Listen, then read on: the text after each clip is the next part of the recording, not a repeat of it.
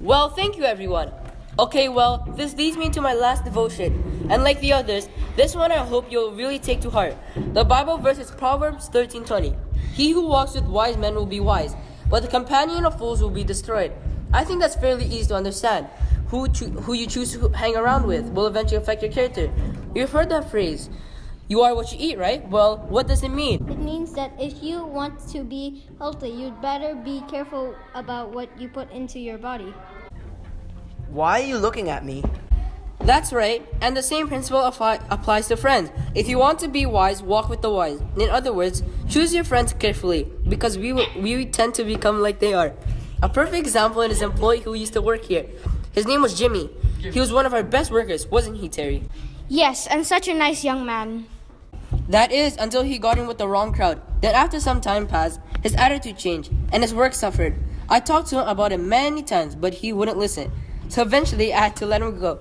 He started strong, but because of some unwise choices, I'm not sure he's going to finish well. And God wants us to finish well. I do want to finish well, Mr. Harper. Jimmy, what are you doing here? I've been standing behind the tree the whole time, listening to everyone. And, well, I figured it was my turn to share. Really? What do you want to say? Well, I just want to apologize for the whole trouble I've caused lately.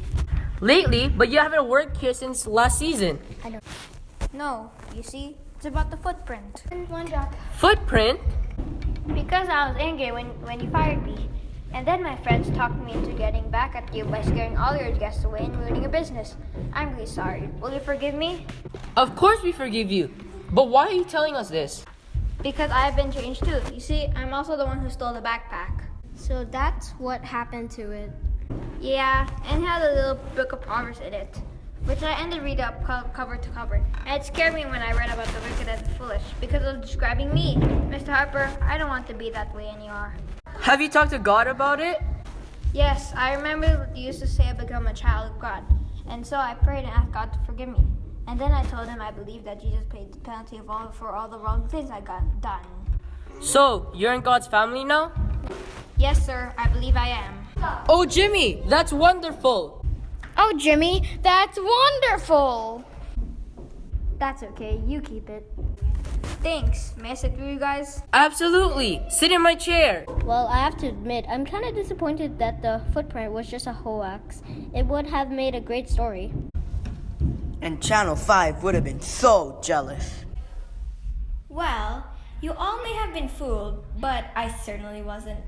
I knew it was a hoax all the time. BigFoot is just a silly legend.